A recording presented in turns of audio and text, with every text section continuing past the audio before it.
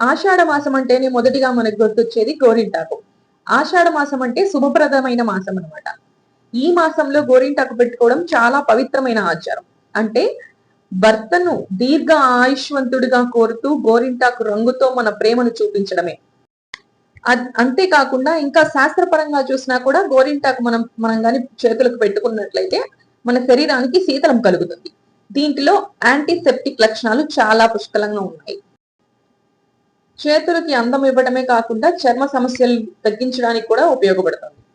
ఆషాఢ మాసంలో వర్షాలు ఎక్కువగా ఉంటాయి కాబట్టి చర్మాన్ని కాపాడేందుకు గోరింటాకు సహాయపడుతుంది.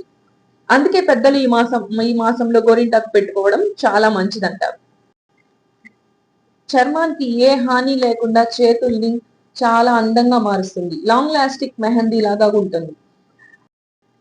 ఇంకా కొన్ని మెహందీస్ అయితే మనం బయట పర్చేస్ చేసి దాన్ని పెట్టుకుంటాం అనమాట. సో ఆ కొన్ని మెహందీస్ అయితే వాటి వల్ల మన చేతికి ఇన్ఫెక్షన్ వచ్చి చెయ్యంతా కూడా పాడైపోయే ప్రమాదాలు ఉన్నాయి. సో అదే ఈ గోరింటాక్ వల్ల చేతికి ఎటువంటి హాని జరగదన్నమాట. ఇంకా మనకి చాలా లాభాలే ఉన్నాయి. సో అందుకే ఈ రోజు నేను నా కూతురికి ఇద్దరు గోరింటాకు పెట్టుకున్నాము. చూడండి ఇది ఎలా ఎంత మంచిగా ఎంత బాగా అయితే పండిందో. పెట్టుకొని ఒక 2 అవర్స్ తర్వాత క్లీన్ చేసాము. నిజంగా చాలా బాగుంది కదా. Thanks for watching. By, take care.